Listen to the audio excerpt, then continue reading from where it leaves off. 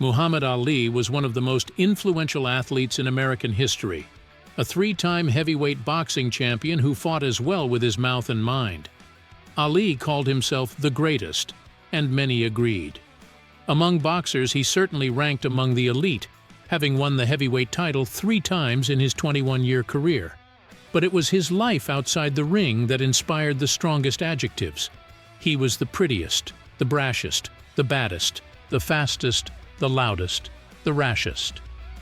He openly attacked American racism at a time when the nation's black athletes and celebrities were expected to acquiesce, to thank the white power structure that gave them the opportunity to earn wealth and celebrity, and to otherwise keep their mouths shut.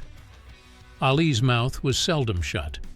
He joined the Nation of Islam at a time when the FBI and many journalists labeled the Muslim group a dangerous cult bent on destroying America. He challenged the legitimacy of the Vietnam War and refused to enlist in the military at a time when few prominent Americans were protesting, an act of civil disobedience that led to his suspension from boxing for more than 3 years. In a career full of seemingly magical feats, Ali's greatest trick may have been his transformation, from one of the nation's most reviled characters to one of its most beloved.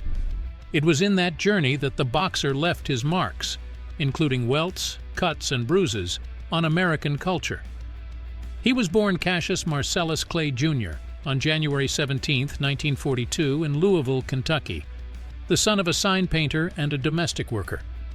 His paternal grandfather, Herman Clay, was a convicted murderer. His paternal great-grandfather, in all likelihood, was a slave. The young Cassius Clay was a poor student who struggled to read the printed word, probably as a result of dyslexia, according to his wife, Lonnie Ali. He discovered his talent for boxing by accident, at the age of 12, when he told a police officer that his bicycle had been stolen. The police officer invited Cassius to join a group of young boxers, black and white, who trained at a gymnasium in downtown Louisville. In 1960, while taking time off from high school, 18-year-old Cassius Clay won the gold medal as a light heavyweight at the Olympic Games in Rome. He turned professional soon after and won his first 19 fights before earning a chance to fight for the heavyweight championship against Charles "Sonny" Liston in 1964. Liston was the most feared fighter of his time, and reporters covering the fight predicted almost unanimously that Cassius Clay would lose. When the fight began, however, reporters saw instantly that Cassius Clay was not only bigger than Liston, he was also much faster. Clay attacked with relentless jabs and combinations. After the 6th round, Liston quit. "I am the greatest!"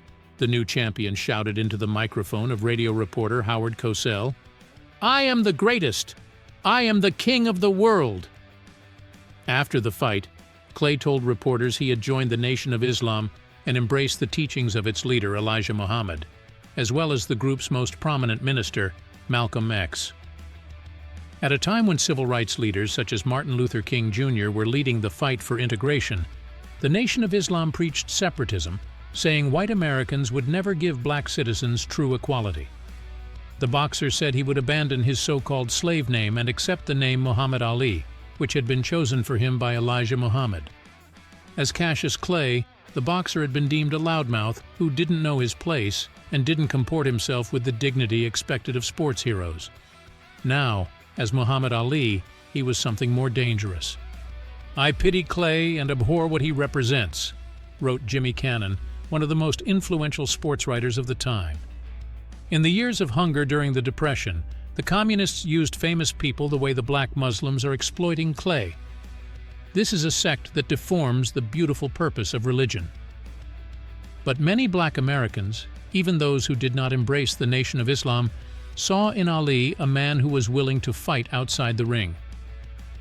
"What white America demands in her black champions," the Black Panther Eldridge Cleaver said, "is a brilliant, powerful body and a dull, bestial mind, a tiger in the ring and a pussycat outside the ring." Muhammad Ali changed that. He became one of the most talked-about men in the world. He criticized Dr. King and other leaders of the civil rights movement for their timidity. He traveled to Africa and the Middle East, where he was cheered not only for his boxing fame but also for his embrace of Islam. And in 1967 he stood in opposition to the Vietnam War, refusing to be drafted. On the one hand, he claimed his objection was political. A black man ought not fight for a country that continued to treat him as a second-class citizen. On the other hand, he claimed exemption as a minister in the Nation of Islam, saying his religious beliefs precluded him from fighting. Courts rejected both arguments, judging him guilty of draft evasion and sentencing him to 5 years in prison.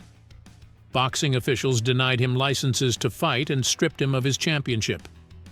By the time the U.S. Supreme Court overturned Ali's conviction, the war in Vietnam had grown wildly unpopular, with protests erupting all over the country, and Ali's bold anti-establishment stance made him a hero, even among people who cared nothing for boxing. In his return to boxing, he lost to Joe Frazier in his first attempt at reclaiming the heavyweight championship. He lost again 2 years later to Ken Norton, defeated Joe Frazier in a 1974 rematch, and then earned the chance to regain his championship in a fight against George Foreman, who was considered the most devastating puncher the sport had seen since Sonny Liston. In the fight against Foreman, which was held in Zaire, Ali was once again a heavy underdog. Once again he defied expectations. But while he had been too fast for Sonny Liston in 1964, 10 years later, Ali did not rely on speed. Instead, he let one of the most powerful punchers in boxing history pound away until Foreman's arms grew weary and his hope of a quick knockout faded. "I thought I would knock him out," Foreman recalled in a recent interview. "I creamed Ken Norton and Joe Frazier with ease. I thought this would be the easiest of all of them. I had no idea that this guy would be competitive. I beat him up, and he survived. Smartest boxer I ever been in the ring with." Once, Ali had described his style as float like a butterfly, sting like a bee. Now he called his strategy the rope-a-dope, and he would rely on it increasingly in the late stage of his career, absorbing increasing number of punches. He lost his title to Leon Spinks in 1978, regained it in a rematch with Spinks later that same year, and then announced his retirement. In 1980, Ali emerged from retirement to fight Larry Holmes and suffered a brutal loss. He fought and lost one more time in 1981 before truly retiring. In 1984, Ali announced that he had been diagnosed with Parkinson's, a degenerative neurological condition.